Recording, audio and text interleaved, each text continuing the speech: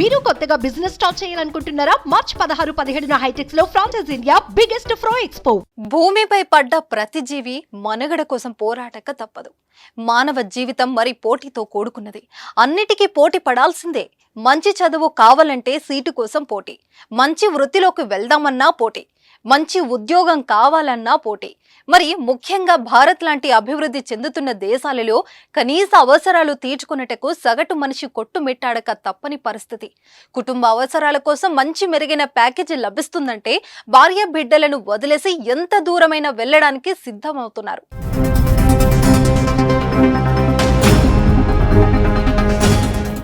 ఇదే బలహీనతనే కొందరు ఏజెంట్లు క్యాష్ చేసుకుంటున్నారు. ఏవో కళ్ళుబొల్లి కబుర్లు చెప్పి అవకాశాల కోసం ఆశగా చూస్తున్న యువతను విమానాలు ఎక్కించి గల్ఫ్ లాంటి దేశాలకు పంపిస్తున్నారు. తాజాగా రష్యా కూడా పంపారు. అక్కడికి వెళ్ళాక వారి బాధలు కష్టాలు వర్ణనాతీతం. ఈ మధ్య ఏజెంట్ల ద్వారా రష్యాకు వెళ్లిన నిరుద్యోగులను అక్కడి ప్రభుత్వం యుద్ధంలో వాడుతున్నది. అలాంటి ఘటననే 2 రోజుల క్రితం వెలుగులోకి వచ్చింది.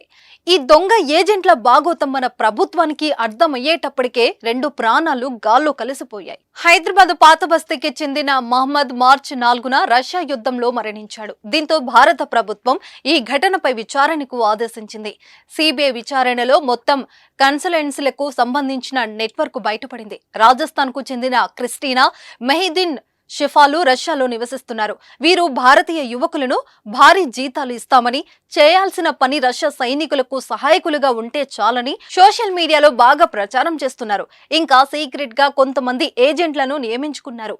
ఈ ఏజెంట్లు ఆర్థికంగా ఆసరా కోసం చూస్తున్న యువతను ఎంచుకొని వారికి మాయమాటలు చెప్పి నెలకు ₹1,00,000 జీతం వస్తుందని రష్యా పంపుతున్నారు. తీరా అక్కడికి వెళ్ళాక రష్యా సైన్యం వీరి పాస్పోర్ట్లు గుంజుకొని నామమాత్రపు సైనిక శిక్షణ ఇచ్చి యుద్ధంలో ముందు వరుసలో పంపుతున్నారు.